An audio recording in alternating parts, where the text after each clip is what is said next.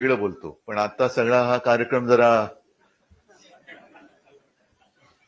उपस्थित सर्व मुख्याध्यापक, सर्व संस्थाचालक आणि शिक्षक बांधवांनो आणि भगिनींनो, अभ्यंकर साहेब तुमचं प्रास्ताविक मी ऐकत होतो. त्याच्यानंतर आता आपलं निवेदन ऐकलं. बोलताना अभ्यंकर साहेब आपण असं म्हणालात की कार्यक्रम किती छोटा असो मोठा असो मी त्याला हो म्हणतो. याचं कारण कार्यक्रमाची साईज मी बघत नाही, कामाची साईज बघतो. कार्यक्रम छोटा असेल आणि हा काय तसा छोटा कार्यक्रम नाहीये. जर का सगळे एकत्र केले, सगळ्या संस्था, सगळे मुख्याध्यापक, तर किती विद्यार्थी होतील. या खोलीमध्ये किती हजारो विद्यार्थी बसलेत असं समजा. आणि आयुष्यामध्ये चांगलं शिक्षक आणि चांगलं शिक्षण हे मिळालं नाही तर काय होतं त्याचं एक आता तुम्ही जो बोलला ना, दिवटी म्हणजे मशाल आणि दिवटा म्हणजे, तर असे जे काही दिवटे निघालेत त्यांना मशालीचं महत्व कळणार नाही आणि कळलेलं नाही. ही गंमत आहे मराठी भाषेची. आणि मला अभिमान आहे की शिवसेनेच्या माध्यमातून पहिल्या प्रथम शिक्षक मतदारसंघातून निवडून तुम्ही सर्वांनी दिलेला आपला लोकप्रतिनिधी इकडे तिकडे काही वाह्यातपणा न करता शिक्षक म्हणून विधान परिषदेत सुद्धा आणि आपल्या कामात सुद्धा एक वेगळा ठसा उमटवतोय. आणि तुम्ही म्हणाला ते खरंय आणि तसंच करा. तुमचा जो काही आमदारकीचा फंड आहे तो फक्त आणि फक्त शिक्षणासाठीच वापरा. बाकी आता आहे, मी पण आमदार आहे, सगळे आमदार खासदार आहेत, त्यांचे फंड वापरतोच. पण हे फंड विरोधी पक्षाचा आमदार किंवा खासदार म्हटल्यानंतर कशा त्यांच्या त्या मुठी आवडल्या जातात किंवा नाड्या आवडल्या जातात हे आपण वृत्तपत्रातून वाचतोय. आता तर कहर म्हणजे त्यांच्यातच आपापली नसा आवडण्यास सुरू झालेलं आहे. आजच पेपरमध्ये पाहिलं असाल तुम्ही, एक कोणतरी गेले बाबा मला मारलं म्हणून दिल्लीला. ही लाचारी जी आहे ना, ही लाचारी का, तर तेच चांगलं जर काही चांगलं शिक्षक मिळालं असतं त्या वयामध्ये तरी परिस्थिती आली नसती. आणि गेल्या वेळेला मला वाटतं मी माझ्या आजोबांचं एक उदाहरण तुम्हाला दिलं होतं, कारण हे तुम्हाला सांगितलं पाहिजे, मागेही सांगितलं असेल की शिवसेना प्रमुखांना आणि माझ्या आजोबांना दोघांनाही शालेय शिक्षण पूर्ण नाही करता आलं. दोघांनाही जवळपास 7वी मध्ये फी भरायला पैसे नाहीत म्हणून शाळा सोडावी लागली. पण शाळा सुटली तरी त्यांचं शिक्षण नाही थांबलं. कारण घरामध्ये संस्कार हा एक विषय असतो, तो घरामध्ये जास्त असतो. आपण मुलांना संस्कारित करतो, संस्कार देतो म्हणजे नेमकं काय करतो. आई वडील आपल्या मुलांना संस्कार देतात म्हणजे काय करतायत की काय वह्या पुस्तकं पाटे घेऊन नाही बसत, तर स्वतःच्या वागणुकीतून एक आपण कसे वागतो तशी आपली मुलं वागत असतात. आणि मग घराणेशाही म्हणते ती तशीच, म्हणजे वडिलांनी एवढा घोटाळा केला तर मुलगा आणखी मोठा घोटाळा करणार. तर ह्या सगळ्या गोष्टी ह्या संस्कारातून येतात.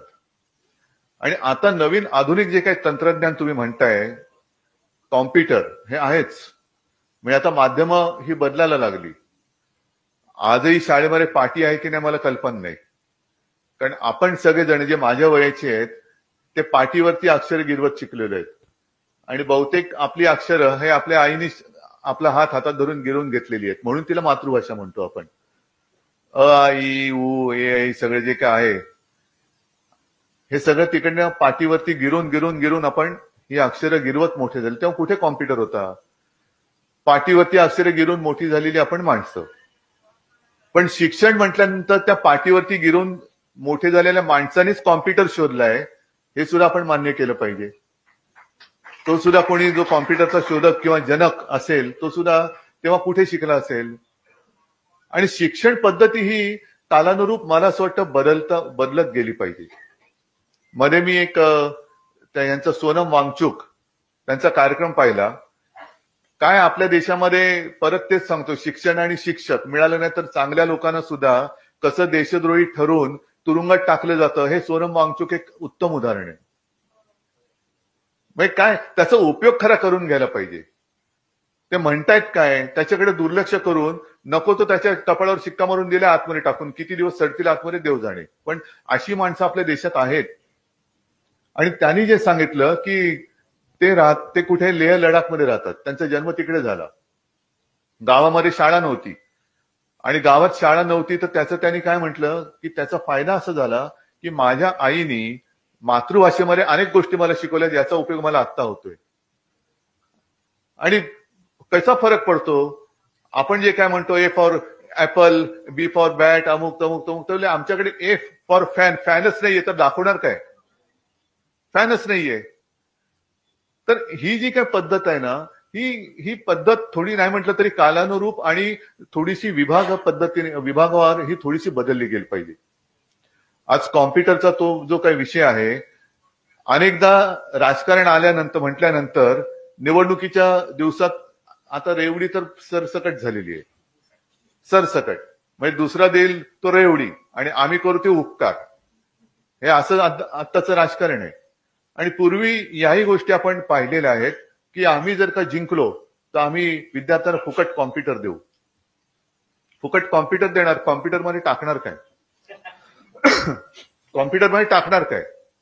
म्हणजे कॉम्प्युटर दिला, आम्ही टॅब वाटू, टॅब वाटलात हरकत नाही. म्हणजे कोरी वही देणं आणि टेक्स्टबुक देणं हा फरक आहे. एखाद्याला कोरी वही दिली तो वही काय करेल, कदाचित पावसाळा आल्यानंतर पानं फाडून होड्या करून सोडू पण शकतो तो, पण वहीमध्ये लिहिणार काय. आणि हा जो विषय आहे कॉम्प्युटरचा, आपण सुद्धा दिलेले आहेत. अगदी मला वाटतं 2014 साली असेल, 2014 साली आपण टॅब दिले होते, टॅबलेट. आता त्या टॅबमध्ये काय केलं होतं आपण, कारण तुम्हाला हेही आठवत असेल की शिवसेना प्रमुखांचं एक स्वप्न होतं की मुलांच्या पाठीवरचं दप्तराचं ओझं हे कमी करणं. अनेकदा ते त्यांची व्यथा सांगायचे की अरे मुलं आहेत का गाढवं आहेत ओझी वाहणारी, हे ओझ्याने वाकून जात आहेत. आणि शिवाजीराव भोसलेंचं एक भाषण मी जे ऐकलं त्याच्यामध्ये त्यांनी जे प्रश्न विचारले उत्तर नाहीत आपल्याकडे. छत्रपती शिवाजी महाराजांनी तोरणा जिंकला वयाच्या कितव्या वर्षी,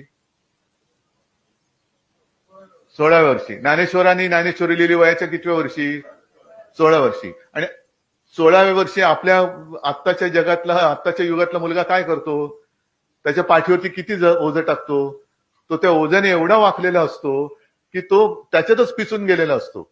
म्हणजे ज्या वयामध्ये या छत्रपती शिवाजी महाराज असतील, ज्ञानेश्वर असतील, या सगळ्यांनी चमत्कार केले, एक अद्भुत पराक्रम गाजवला, त्या काळामध्ये आपल्या काळातली मुलं ही पिचून गेलेली आहेत. मग ती उठून उभी राहणार कधी, त्याच्यातनं बाहेर पडतात ते एकदम कॉम्पिटिशनच्या जगामध्ये पडतात बाहेर, त्याच्यामध्ये त्यांची दमछाक होते. बरं, पालक सुद्धा असे असतात की एवढे विषय नाही शिकला तर आपला मुलगा किंवा आपली मुलगी ही स्पर्धेत मागे पडेल. त्याच्यामुळे सगळं काही हे त्याच्यावरती आपण लादण्याचा प्रयत्न करत असतो. आणि हे सगळं शिकत असताना मध्येच एखादा कोणतरी वैभव सूर्यवंशी सेंचुरी मारतो का, परत झालं, त्याची आई, त्या मुलाला आवड आहे की नाही, बॅट बॉल सगळं घेऊन पॅड बीड घेऊन क्रिकेटच्या कोचकडे, आमच्या मुलाला सुद्धा वैभव सूर्यवंशी करा. एखाद्याने कुस्ती खेळली, कुस्ती, एखाद्याने बॅडमिंटन. ह्या सगळ्या स्पर्धेच्या युगामध्ये मूळ जे आपलं आहे ते विसरून जातो. आणि मग पाठीवरच्या दप्तराचं ओझं ज्याचा उल्लेख मी मगाशी केला, सुदैवाने नंतर काय झालं की टेक्नॉलॉजी, या सगळ्या टेक्नॉलॉजीचा हा सगळा आपल्याला फायदा करून घेता आला पाहिजे.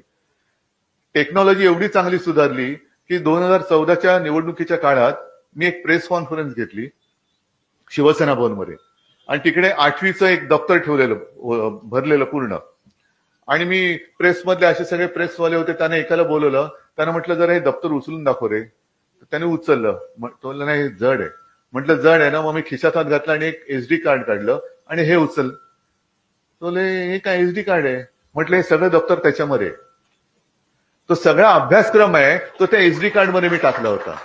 आणि ते SD कार्ड आपण त्या टॅब मध्ये टाकलं. म्हणजे 8वी ते 10वी दरवर्षी आपण महापालिका शाळेत सुरू केलं होतं. आता सुरू आहे की मला कल्पना नाही, कारण गेले 3-4 वर्ष महापालिकेचा बाप कोण आहे तेच कळत नाहीये. महापालिकेमध्ये काय चालले, लुटालुटीच कोणाला कळत नाहीये.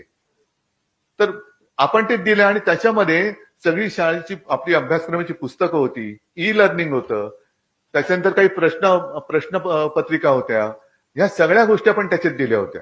आता ई लर्निंग मध्ये मला वाटतं अभ्यंकर साहेब हे आता शक्य असेल तर बघा की काही गोष्टी ह्या अॅनिमेशनने तिकडे दाखवल्या होत्या. आपण सांगतो, तुम्हाला सुद्धा त्याचा अनुभव असेल की एखादी गोष्ट वर्णन करून सांगितलं ती कळत नाही, पण प्रत्यक्ष दाखवणं शक्य नसतं. मग अॅनिमेशननी जर का दाखवली तर ते आपल्याला मुलांना पटकन कळतं, अरे हा हे असं आहे. तर ते जे काही ई लर्निंग आहे ह्याचं सुद्धा फार महत्व आहे. आता ह्या टॅबलेट मधून आपण ते केलं. नंतर एक मी साधारणतः 2010 साली हे मी का सांगतोय, कारण आता शिक्षण हा विषय हा तुम्ही चांगल्या पद्धतीने हाताळता, पुढे काय काय तुमचा फंड तुम्ही वापरणार तर कुठे वापरा किंवा कुठे वापरू शकता त्याचं मी तुम्हाला उदाहरण देतोय. 2010च्या सुमारास किंवा त्याच्याही आधी आपण व्हर्च्युअल क्लासरूम सुरू केले. मला कल्पना नाही आपल्यापैकी किती जणांनी ते बघितले असतील. व्हर्च्युअल क्लासरूम म्हणजे काय केलं, माझ्या मनात असं आलं की महापालिकेच्या शाळा, आपण कधी कोणी म्हटलं कुठल्या शाळेत जातो तर पालकांना कदाचित लाज वाटते की माझा मुलगा किंवा माझी मुलगी महापालिका शाळेत जाते. पण आता त्याच महापालिका शाळांमध्ये आदित्यमध्ये जो काही सगळा एक बदल केला, मग त्याच्यामध्ये सगळे सीबीएसई आणि काय सीबीएसई काय असतात ते आम्हाला एसएससी माहिती, पुढचं काही माहिती नाही. हे सगळे बोर्ड त्याच्यामध्ये त्याचं शिक्षण सुरू केलं. मराठी भाषा तर सक्तीचीच केली, पण इतरही 4-5 भाषांमध्ये आपण शालेय अभ्यासक्रम सुरू केला. त्याच्यामुळे कदाचित पहिल्या प्रथम महापालिका शाळांमध्ये सुद्धा ऍडमिशनसाठी या रांगा लागायला लागल्या. आणि पालक सांगायला आमच्याकडे यायला लागले की आम्हाला महापालिकेच्या शाळेमध्ये ऍडमिशन, असं कधीच येत नव्हते कोणी. सगळे मोठमोठ्या शाळांमध्ये सांगत होते की आम्हाला तिकडे जरा लावा ना वशिला, आमच्या मुलाला मुलीला ऍडमिशन पाहिजे, महापालिका शाळेत ऍडमिशन पाहिजे. का? कारण आपण शिक्षणाचा दर्जा सुधारला, महापालिका शाळेंची सुद्धा चांगली डागडुजी केली आणि त्याला वरून आपण काय नाव ठेवलं, मुंबई पब्लिक स्कूल. जाऊन बघा. तर त्याच्यामध्ये सुद्धा महापालिकेमध्ये सुद्धा काही चांगले शिक्षक आहेत. मग महापालिका तेव्हा आपल्याकडे होती. मी आयुक्तांशी बोललो, सगळ्यांशी अधिकाऱ्यांशी बोललो, शिक्षण अधिकाऱ्यांशी बोललो आणि त्यांना सांगितलं की तुम्ही आता आपण हा मर्यादित स्वरूपात करूया. 10वीच्या विद्यार्थ्यांना, तुम्ही 10वीचे जेवढे वर्ग आहेत त्याच्यात तुम्ही तुमच्या शाळांमधला प्रत्येक विषयातला एक तज्ञ चांगला शिक्षक निवडा आणि एकच शिक्षक, त्याला आपण एक स्टुडिओ करून दिला आणि स्टुडिओतनं तो त्या 10वीच्या विद्यार्थ्यांना तो शिकवायला लागला सगळ्यांना. म्हणजे शिक्षणाचा दर्जा आपण उंचावून समान करण्याचा हा एक प्रयत्न केला. आणि हा नुसता शिक्षक म्हणजे टीव्ही सुरू केल्यानंतर जसं चालतं तसं नाही, तर दोन्हीकडनं संभाषण. म्हणजे त्याचं शिकून झाल्यानंतर शाळेप्रमाणे तो शिक्षक विचारायचा, या शाळेत कोणाला काही प्रश्न आहे का, तर तो प्रश्न सगळ्या मुलांना ऐकायला जायचा, त्याचं उत्तर सगळ्यांना ऐकायला जायचं. आणि ही पद्धत मला आठवत आहे की जेव्हा त्याचं आपण उद्घाटन केलं, कोणाला बोलवायचं तर डोक्यामध्ये विचारायला नाव आलं डॉक्टर रघुनाथ माशेलकर. आता माशेलकर साहेबांशी बोलणार कोण, कारण मोठी माणसं आहेत, बिझी आहेत. मग त्यांना फोन केला आणि त्यांना फोन करून असं सांगितलं की माशेलकर साहेब एक कार्यक्रम असा आहे तर आपण यावं अशी आमची एक इच्छा आहे. तर मला त्याने सांगितलं की ठीक नाही मी येणार, पण मला जरा वेळ आणि कार्यक्रम काय आहे ते दिवस आणि वेळ जरा सांगाल तर बरं होईल. म्हणून माझ्याबरोबर मला वाटतं आदेश बांदेकर होते. आदेश बांदेकरना म्हटलं आदेश जरा तुम्ही प्लीज समजून सांगा. आदेशने त्याला एक 2-3 मिनिटं समजून सांगितल्यानंतर आदेश अरे नाही थांबा तुम्ही उद्धवजींशीच बोला. म्हटलं काय झालं, चिडलेत, काय झालं. तुम्ही फोन घेतला, मला म्हणाले उद्धवजी तुम्ही विश्वास ठेवणार नाही, जे मी आता लिहितोय ते तुम्ही करताय, मी आता माझी डायरी बघणार नाही, मला वेळ आणि ठिकाण सांगा, मी आलो. आणि ते आले. तर ह्या सगळ्या ज्या काही गोष्टी आहेत ना, ह्या आपणच पुढे नेल्या पाहिजेत. कारण हे सगळं मी आधुनिक तंत्रज्ञान तुम्हाला सांगत असताना 15 दिवसापूर्वी जे मी मराठवाड्यात फिरलो, मराठवाड्यामध्ये तुम्हाला माहिती आहे तसं गेल्या वर्षी महाराष्ट्रभर आपत्तीच आली. म्हणजे एवढा पाऊस पडला की यापूर्वी म्हणजे मराठवाड्यातले साधारणतः 70-80-90 वर्षाचे शेतकरी मला सांगत होते की एवढा पाऊस आम्ही आमच्या आयुष्यात कधी पाहिला नव्हता. एवढा पाऊस आला म्हणजे काही ठिकाणी नदीच्या पात्रातून पाण्याचे लोट जे आले ते जमिनीच वाहून गेल्या. म्हणजे घरदारं वाहून गेली, जमीन वाहून गेल्या, जमिनीवरचे माती वाहून गेली, खडक सगळे गोटे हे सगळे वरती आले. आणि मग अशा परिस्थितीत शेतकरी विचारायला लागला की खायचं काय. मग त्यांना धीर देण्यासाठी जो काय मी फिरलो आणि शेतकऱ्यांना मी सांगितलं तुम्ही बोला, तुमचं काय म्हणणं आहे. तर त्याच्यात एक महिला उभी राहिली आणि उद्वेगाने बोलली. ते सगळ्या परिस्थितीचं तिने वर्णन केलं आणि तिने सांगितलं की असं म्हणतात की मुलींना फुकट शिक्षण आहे, पण माझ्या मुलींना तिकडे शिकवायला गेलं तर त्याच्यासाठी फी भरायला लागते. आम्ही आमच्या घरामध्ये आता काय नाहीये, शिकायचं कसं, मला मुलीला शिकवायचंय.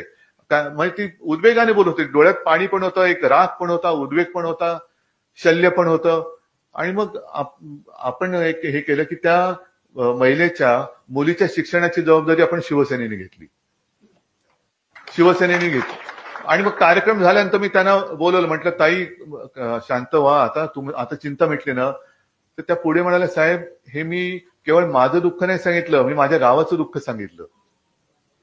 अशा अनेक मुली आहेत, अनेक मुलं आहेत. म्हणजे आता अभ्यंकर साहेब तुम्ही तर मुंबईच्या शिक्षकांचं प्रतिनिधित्व करताय आणि तुमचा फंड तुम्ही मुंबईच्या शाळेमध्ये जेमतेम जो काय मिळतोय तुम्हाला तुटपुंजा तो वापरू शकताय. पण केवढं मोठं आपल्या महाराष्ट्राचं जे काही शाळा आणि शिक्षण क्षेत्र आहे तिकडे लक्ष देणार कोण? कारण आम्हाला वेळच नाहीये.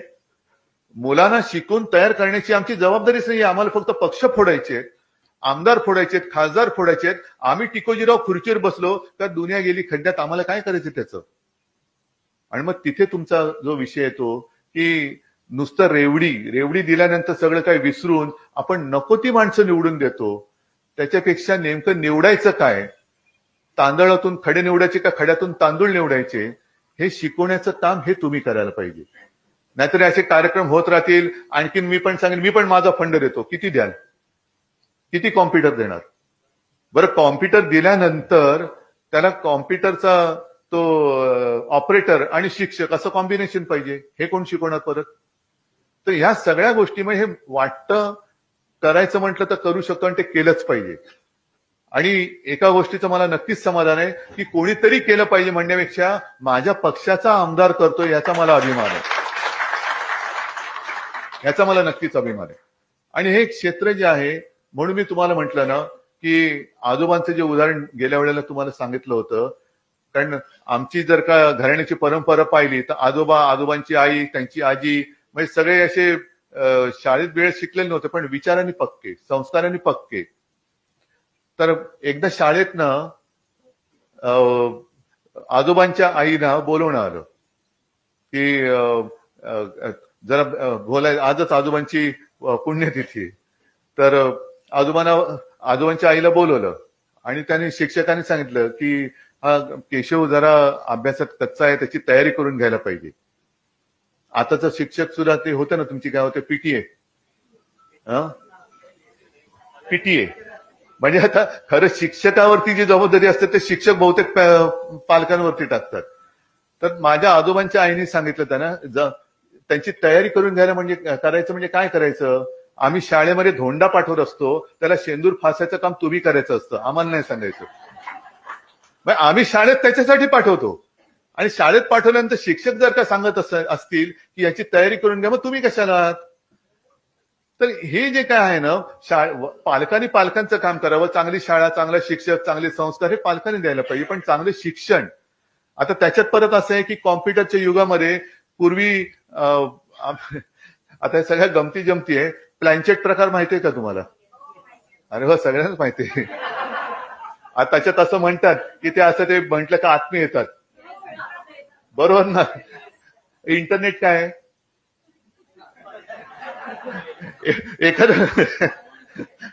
एखादा प्रश्न विचारला की ते उत्तर मिळायचं. तर इंटरनेटवरती जरा कुठे तुम्ही टक टक टक टक केलं का संपूर्ण त्याची कुंडली येते. पण ही माहिती झाली. माहितीला जेव्हा अनुभवाची जोड मिळते तेव्हा त्याचं ज्ञानात रूपांतर होतं, असा माझा समज आहे. आता त्या माहितीच्या आधारावरती त्याचं ज्ञानात रूपांतर करून त्याच्या चांगल्या मूर्त्या घडवण्याचं काम हे करणं हे तुमचं काम आहे. आणि या कामासाठी आमच्याकडनं जे लागेल, ज्या वेळेला लागेल ते आम्ही यथाशक्ती केल्याशिवाय राहणार नाही, एवढं एकच वचन तुम्हाला देतो आणि शुभेच्छा देतो. जय हिंद, जय महाराष्ट्र. सर्व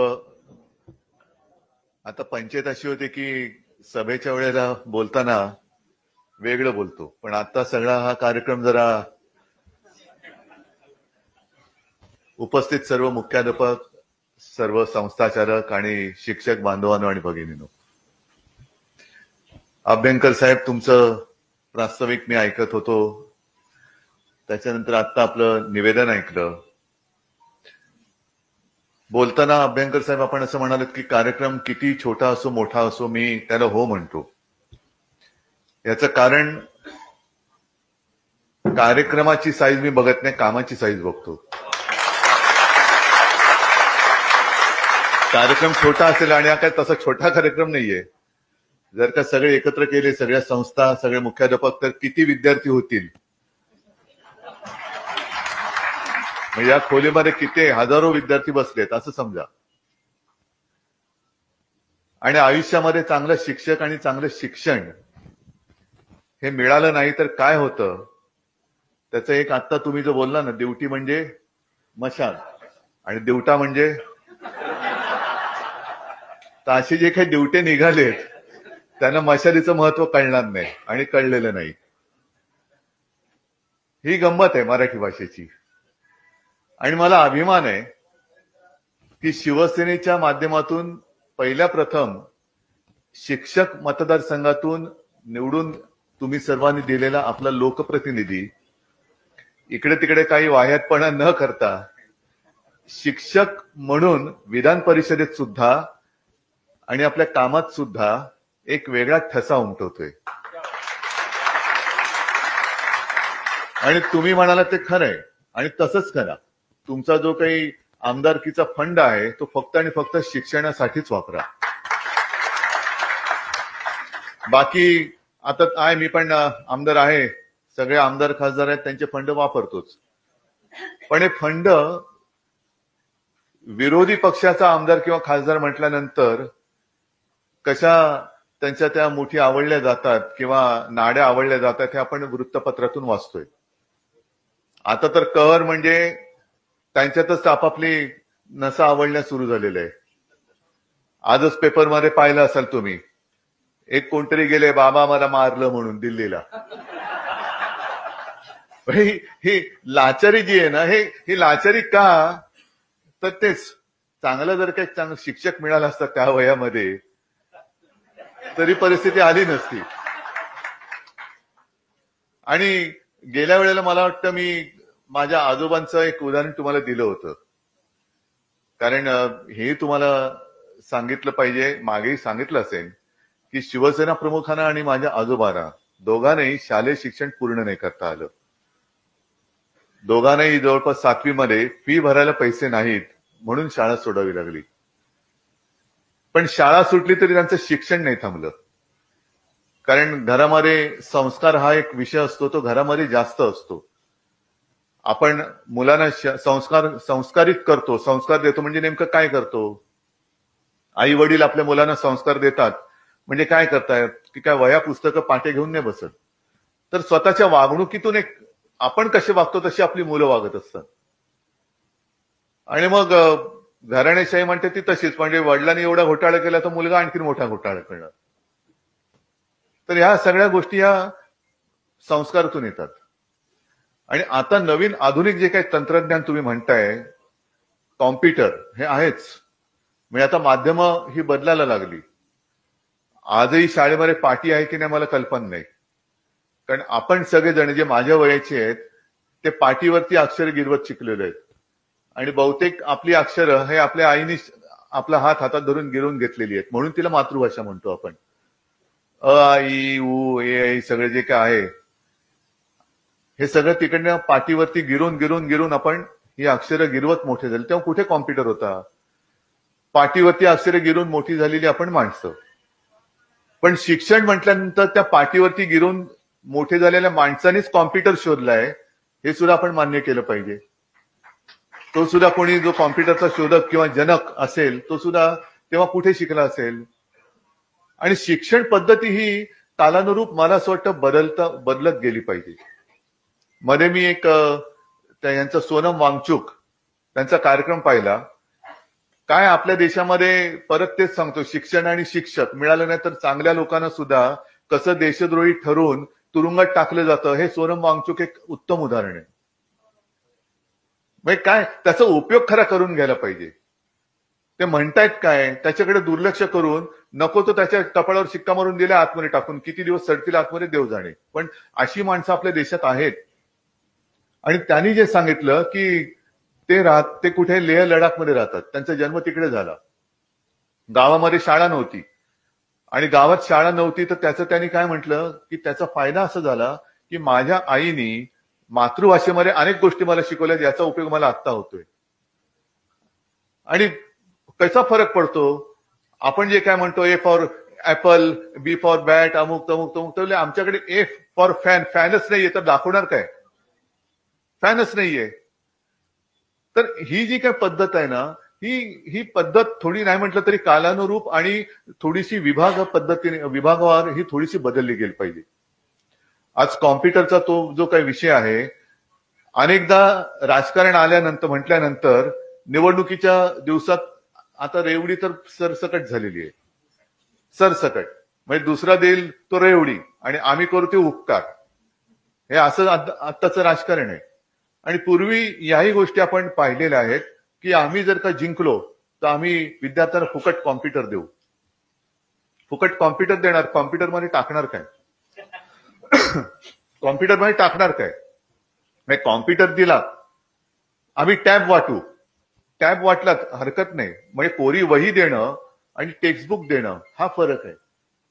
एखाद्याला कोरी वही दिली तो वही काय करेल, कदाचित पावसाळा आल्यानंतर पानं फाडून होड्या करून सोडू पण शकतो तो, पण वहीमध्ये लिहिणार काय. आणि हा जो विषय आहे कॉम्प्युटरचा आपण सुद्धा दिलेले आहेत. अगदी मला वाटतं 2014 साली असेल, 2014 साली आपण टॅब दिले होते, टॅबलेट. आता त्या टॅबमध्ये काय केलं होतं आपण, कारण तुम्हाला हेही आठवत असेल की शिवसेना प्रमुखांचं एक स्वप्न होतं की मुलांच्या पाठीवरचं दप्तराचं ओझं हे कमी करणं. अनेकदा ते त्यांची व्यथा सांगायचे की अरे मुलं आहेत का गाढवं आहेत ओझी वाहणारी, हे ओझ्याने वाकून जात आहेत.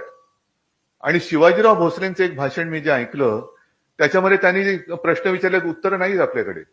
छत्रपती शिवाजी महाराजांनी तोरणा जिंकला वयाच्या कितव्या वर्षी, 16व्या वर्षी. ज्ञानेश्वरांनी ज्ञानेश्वरी लिहिली वयाच्या कितव्या वर्षी, 16 वर्षी. आणि 16व्या वर्षी आपल्या आत्ताच्या युगातला मुलगा काय करतो, त्याच्या पाठीवरती किती ओझं टाकतो, तो त्या ओझ्याने एवढा वाकलेला असतो की तो त्याच्यातच पिसून गेलेला असतो. म्हणजे ज्या वयामध्ये या छत्रपती शिवाजी महाराज असतील, ज्ञानेश्वर असतील, या सगळ्यांनी चमत्कार केले, एक अद्भुत पराक्रम गाजवला, त्या काळामध्ये आपल्या काळातली मुलं ही पिचून गेलेली आहेत. मग ती उठून उभी राहणार कधी, त्याच्यातनं बाहेर पडतात ते एकदम कॉम्पिटिशनच्या जगामध्ये पडतात बाहेर, त्याच्यामध्ये त्यांची दमछाक होते. बरं, पालक सुद्धा असे असतात की एवढे विषय नाही शिकला तर आपला मुलगा किंवा आपली मुलगी ही स्पर्धेत मागे पडेल. त्याच्यामुळे सगळं काही हे त्याच्यावरती आपण लादण्याचा प्रयत्न करत असतो. आणि हे सगळं शिकत असताना मध्येच एखादा कोणतरी वैभव सूर्यवंशी सेंचुरी मारतो का परत झालं, त्याची आई, त्या मुलाला आवड आहे की नाही, बॅट बॉल सगळं घेऊन पॅड बीड घेऊन क्रिकेटच्या कोचकडे आमच्या मुलाला सुद्धा वैभव सूर्यवंशी करा. एखाद्याने कुस्ती खेळली, कुस्ती, एखाद्याने बॅडमिंटन. ह्या सगळ्या स्पर्धेच्या युगामध्ये मूळ जे आपलं आहे ते विसरून जातो. आणि मग पाठीवरच्या दप्तराचं ओझं ज्याचा उल्लेख मी मगाशी केला, सुदैवाने नंतर काय झालं की टेक्नॉलॉजी, या सगळ्या टेक्नॉलॉजीचा हा सगळा आपल्याला फायदा करून घेता आला पाहिजे. टेक्नॉलॉजी एवढी चांगली सुधारली की 2014च्या निवडणुकीच्या काळात मी एक प्रेस कॉन्फरन्स घेतली शिवसेना भवनमध्ये आणि तिकडे 8वीचं एक दप्तर ठेवलेलं भरलेलं पूर्ण. आणि मी प्रेसमधले असे सगळे प्रेसवाले होते, त्याने एकाला बोलवलं, त्यानं म्हटलं जरा हे दप्तर उचलून दाखव रे. त्याने उचललं, तो नाही जड आहे. म्हटलं जड आहे ना, मग मी खिशात हात घातला आणि एक SD कार्ड काढलं आणि हे उचल. तो हे काय SD कार्ड आहे, म्हटलं हे सगळं दप्तर त्याच्यामध्ये, तो सगळा अभ्यासक्रम आहे तो त्या SD कार्ड मध्ये मी टाकला होता. आणि ते SD कार्ड आपण त्या टॅब मध्ये टाकलं. म्हणजे 8वी ते 10वी दरवर्षी आपण महापालिका शाळेत सुरू केलं होतं. आता सुरू आहे की मला कल्पना नाही, कारण गेले 3-4 वर्ष महापालिकेचा बाप कोण आहे तेच कळत नाहीये. महापालिकेमध्ये काय चालले, लुटालुटीच कोणाला कळत नाहीये. तर आपण ते दिलं आणि त्याच्यामध्ये सगळी शाळेची आपली अभ्यासक्रमाची पुस्तकं होती, ई लर्निंग होतं, त्याच्यानंतर काही प्रश्न पत्रिका होत्या, ह्या सगळ्या गोष्टी आपण त्याच्यात दिल्या होत्या. आता ई लर्निंग मध्ये मला वाटतं अभ्यंकर साहेब हे आता शक्य असेल तर बघा की काही गोष्टी ह्या अॅनिमेशनने तिकडे दाखवल्या होत्या. आपण सांगतो, तुम्हाला सुद्धा त्याचा अनुभव असेल की एखादी गोष्ट वर्णन करून सांगितलं ती कळत नाही, पण प्रत्यक्ष दाखवणं शक्य नसतं. मग अॅनिमेशननी जर का दाखवली तर ते आपल्याला मुलांना पटकन कळतं, अरे हा हे असं आहे. तर ते जे काही ई लर्निंग आहे ह्याचं सुद्धा फार महत्व आहे. आता ह्या टॅबलेट मधून आपण ते केलं. नंतर एक मी साधारणतः 2010 साली हे मी का सांगतोय, कारण आता शिक्षण हा विषय हा तुम्ही चांगल्या पद्धतीने हाताळता, पुढे काय काय तुमचा फंड तुम्ही वापरणार तर कुठे वापरा किंवा कुठे वापरू शकता त्याचं मी तुम्हाला उदाहरण देतोय. 2010च्या सुमारास किंवा त्याच्याही आधी आपण व्हर्च्युअल क्लासरूम सुरू केले. मला कल्पना नाही आपल्यापैकी किती जणांनी ते बघितले असतील. व्हर्च्युअल क्लासरूम म्हणजे काय केलं, माझ्या मनात असं आलं की महापालिकेच्या शाळा, आपण कधी कोणी म्हटलं कुठल्या शाळेत जातो तर पालकांना कदाचित लाज वाटते की माझा मुलगा किंवा माझी मुलगी महापालिका शाळेत जाते.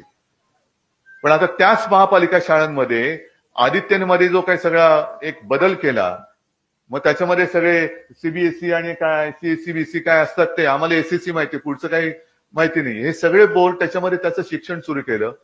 मराठी भाषा तर सक्तीचीच केली, पण इतरही 4-5 भाषांमध्ये आपण शालेय अभ्यासक्रम सुरू केला. त्याच्यामुळे कदाचित पहिल्या प्रथम महापालिका शाळांमध्ये सुद्धा ऍडमिशनसाठी या रांगा लागायला लागल्या. आणि पालक सांगायला आमच्याकडे यायला लागले की आम्हाला महापालिकेच्या शाळेमध्ये ऍडमिशन, असं कधीच येत नव्हते कोणी. सगळे मोठमोठ्या शाळांमध्ये सांगत होते की आम्हाला तिकडे जरा लावा नवशीला, आमच्या मुलाला मुलीला ऍडमिशन पाहिजे, महापालिका शाळेत ऍडमिशन पाहिजे. का? कारण आपण शिक्षणाचा दर्जा सुधारला, महापालिका शाळेंची सुद्धा चांगली डागडुजी केली आणि त्याला वरून आपण काय नाव ठेवलं, मुंबई पब्लिक स्कूल. जाऊन बघा. तर त्याच्यामध्ये सुद्धा महापालिकेमध्ये सुद्धा काही चांगले शिक्षक आहेत. मग महापालिका तेव्हा आपल्याकडे होती. मी आयुक्तांशी बोललो, सगळ्यांशी अधिकाऱ्यांशी बोललो, शिक्षण अधिकाऱ्यांशी बोललो आणि त्यांना सांगितलं की तुम्ही आता आपण हा मर्यादित स्वरूपात करूया. 10वीच्या विद्यार्थ्यांना, तुम्ही 10वीचे जेवढे वर्ग आहेत त्याच्यात तुम्ही तुमच्या शाळांमधला प्रत्येक विषयातला एक तज्ञ चांगला शिक्षक निवडा आणि एकच शिक्षक, त्याला आपण एक स्टुडिओ करून दिला आणि स्टुडिओतनं तो त्या 10वीच्या विद्यार्थ्यांना तो शिकवायला लागला सगळ्यांना. म्हणजे शिक्षणाचा दर्जा आपण उंचावून समान करण्याचा हा एक प्रयत्न केला. आणि हा नुसता शिक्षक म्हणजे टीव्ही सुरू केल्यानंतर जसं चालतं तसं नाही, तर दोन्हीकडनं संभाषण. म्हणजे त्याचं शिकून झाल्यानंतर शाळेप्रमाणे तो शिक्षक विचारायचा, या शाळेत कोणाला काही प्रश्न आहे का, तर तो प्रश्न सगळ्या मुलांना ऐकायला जायचा, त्याचं उत्तर सगळ्यांना ऐकायला जायचं. आणि ही पद्धत मला आठवत आहे की जेव्हा त्याचं आपण उद्घाटन केलं, कोणाला बोलवायचं तर डोक्यामध्ये विचार आला, नाव आलं डॉक्टर रघुनाथ माशेलकर. आता माशेलकर साहेबांशी बोलणार कोण, कारण मोठी माणसं आहेत, बिझी आहेत. मग त्यांना फोन केला आणि त्यांना फोन करून असं सांगितलं की माशेलकर साहेब एक कार्यक्रम असा आहे तर आपण यावं अशी आमची एक इच्छा आहे. तर मला त्याने सांगितलं की ठीक आहे मी येणार, पण मला जरा वेळ आणि कार्यक्रम काय आहे ते दिवस आणि वेळ जरा सांगाल तर बरं होईल. म्हणून माझ्याबरोबर मला वाटतं आदेश बांदेकर होते. आदेश बांदेकरना म्हटलं आदेश जरा तुम्ही प्लीज समजून सांगा. आदेशने त्याला एक 2-3 मिनिटं समजून सांगितल्यानंतर आदेश अरे नाही थांबा तुम्ही उद्धवजींशीच बोला. म्हटलं काय झालं, चिडलेत, काय झालं? तुम्ही फोन घेतला, मला म्हणाले उद्धवजी तुम्ही विश्वास ठेवणार नाही, जे मी आता लिहितोय ते तुम्ही करताय, मी आता माझी डायरी बघणार नाही, मला वेळ आणि ठिकाण सांगा, मी आलो. आणि ते आले. तर ह्या सगळ्या ज्या काही गोष्टी आहेत ना, ह्या आपणच पुढे नेल्या पाहिजेत. कारण हे सगळं मी आधुनिक तंत्रज्ञान तुम्हाला सांगत असताना 15 दिवसापूर्वी जे मी मराठवाड्यात फिरलो, मराठवाड्यामध्ये तुम्हाला माहिती आहे तसं गेल्या वर्षी महाराष्ट्रभर आपत्तीच आली. म्हणजे एवढा पाऊस पडला की यापूर्वी म्हणजे मराठवाड्यातले साधारणतः 70-80-90 वर्षाचे शेतकरी मला सांगत होते की एवढा पाऊस आम्ही आमच्या आयुष्यात कधी पाहिला नव्हता. एवढा पाऊस आला म्हणजे काही ठिकाणी नदीच्या पात्रातून पाण्याचे लोट जे आले ते जमिनीच वाहून गेल्या. म्हणजे घरदारं वाहून गेली, जमीन वाहून गेल्या, जमिनीवरचे माती वाहून गेली, खडक सगळे गोटे हे सगळे वरती आले. आणि मग अशा परिस्थितीत शेतकरी विचारायला लागला की खायचं काय. मग त्यांना धीर देण्यासाठी जो काय मी फिरलो आणि शेतकऱ्यांना मी सांगितलं तुम्ही बोला, तुमचं काय म्हणणं आहे. तर त्याच्यात एक महिला उभी राहिली आणि उद्वेगाने बोलली. ते सगळ्या परिस्थितीचं तिने वर्णन केलं आणि तिने सांगितलं की असं म्हणतात की मुलींना फुकट शिक्षण आहे, पण माझ्या मुलींना तिकडे शिकवायला गेलं तर त्याच्यासाठी फी भरायला लागते. आम्ही आमच्या घरामध्ये आता काय नाहीये, शिकायचं कसं, मला मुलीला शिकवायचंय. म्हणजे ती उद्वेगाने बोलत होती, डोळ्यात पाणी पण होतं, एक राग पण होता, उद्वेग पण होता, शल्य पण होतं. आणि मग आपण हे केलं की त्या मुलीच्या शिक्षणाची जबाबदारी आपण शिवसेनेने घेतली. आणि मग कार्यक्रम झाल्यानंतर मी त्यांना बोलवलं, म्हटलं ताई शांत व्हा, आता चिंता मिटली ना. तर त्या पुढे म्हणाल्या, साहेब हे मी केवळ माझं दुःख नाही सांगितलं, मी माझ्या गावाचं दुःख सांगितलं. अशा अनेक मुलं आहेत. म्हणजे आता अभ्यंकर साहेब तुम्ही तर मुंबईच्या शिक्षकांचं प्रतिनिधित्व करताय आणि तुमचा फंड तुम्ही मुंबईच्या शाळेमध्ये जेमतेम जो काय मिळतोय तुम्हाला तुटपुंजा तो वापरू शकताय. पण केवढं मोठं आपल्या महाराष्ट्राचं जे काही शाळा आणि शिक्षण क्षेत्र आहे तिकडे लक्ष देणार कोण? कारण आम्हाला वेळच नाहीये. मुलांना शिकून तयार करण्याची आमची जबाबदारीच नाहीये. आम्हाला फक्त पक्ष फोडायचे, आमदार फोडायचे, खासदार फोडायचे. आम्ही टिकोजीराव खुर्चीवर बसलो का दुनिया गेली खड्ड्यात, आम्हाला काय करायचं त्याचं? आणि मग तिथे तुमचा जो विषय येतो की नुसतं रेवडी दिल्यानंतर सगळं काही विसरून आपण नको ती माणसं निवडून देतो. त्याच्यापेक्षा नेमकं निवडायचं काय, तांदळातून खडे निवडायचे का खड्यातून तांदूळ निवडायचे, हे शिकवण्याचं काम हे तुम्ही करायला पाहिजे. नाहीतर असे कार्यक्रम होत राहतील. आणखीन मी पण सांगेन, मी पण माझा फंड देतो. किती द्याल? किती कॉम्प्युटर देणार? बरं, कॉम्प्युटर दिल्यानंतर त्याला कॉम्प्युटरचा तो ऑपरेटर आणि शिक्षक असं कॉम्बिनेशन पाहिजे. हे कोण शिकवणार परत? तर ह्या सगळ्या गोष्टीमध्ये हे वाटतं करायचं म्हटलं तर करू शकतो आणि ते केलंच पाहिजे. आणि एका गोष्टीचं मला नक्कीच समाधान आहे की कोणीतरी केलं पाहिजे म्हणण्यापेक्षा माझ्या पक्षाचा आमदार करतोय याचा मला अभिमान आहे. याचा मला नक्कीच अभिमान आहे. आणि हे क्षेत्र जे आहे, म्हणून मी तुम्हाला म्हटलं ना की आजोबांचं जे उदाहरण गेल्या वेळेला तुम्हाला सांगितलं होतं, कारण आमची जर का घराण्याची परंपरा पाहिली तर आजोबांची आई, त्यांची आजी म्हणजे सगळे असे शाळेत वेळ शिकलेले नव्हते पण विचारांनी पक्के, संस्कारांनी पक्के. तर एकदा शाळेतनं आजोबांच्या आईना बोलवणं आलं की जरा बोलायचं, आजच आजोबांची पुण्यतिथी. तर आजोबांच्या आईला बोलवलं आणि त्यांनी शिक्षकांनी सांगितलं की हा केशव जरा अभ्यासात कच्चा आहे, त्याची तयारी करून घ्यायला पाहिजे. आताचं शिक्षक सुद्धा ते होतं ना, तुमची काय होते, पीटीए. म्हणजे आता खरं शिक्षकावरती जी जबाबदारी असते ते शिक्षक बहुतेक पालकांवरती टाकतात. तर माझ्या आजोबांच्या आईने सांगितलं त्यांना त्यांची तयारी करून घ्यायला करायचं म्हणजे काय करायचं, आम्ही शाळेमध्ये धोंडा पाठवत असतो, त्याला शेंदूर फासायचं काम तुम्ही करायचं असतं, आम्हाला नाही सांगायचं. आम्ही शाळेत त्याच्यासाठी पाठवतो आणि शाळेत पाठवल्यानंतर शिक्षक जर का सांगत असतील की याची तयारी करून घ्या, मग तुम्ही कशाला आहात? तर हे जे काय आहे ना, पालकांनी पालकांचं काम करावं. चांगली शाळा, चांगला शिक्षक, चांगले संस्कार हे पालकांनी द्यायला पाहिजे. पण चांगले शिक्षण, आता त्याच्यात परत असं आहे की कॉम्प्युटरच्या युगामध्ये पूर्वी आता सगळ्या गमती जमती आहे. प्लॅनचेट प्रकार माहितीये का तुम्हाला? अरे हो, सगळ्यांनाच माहिती आहे. त्याच्यात असं म्हणतात की ते असं ते म्हटलं का आत्मी येतात, बरोबर ना? इंटरनेट काय आहे?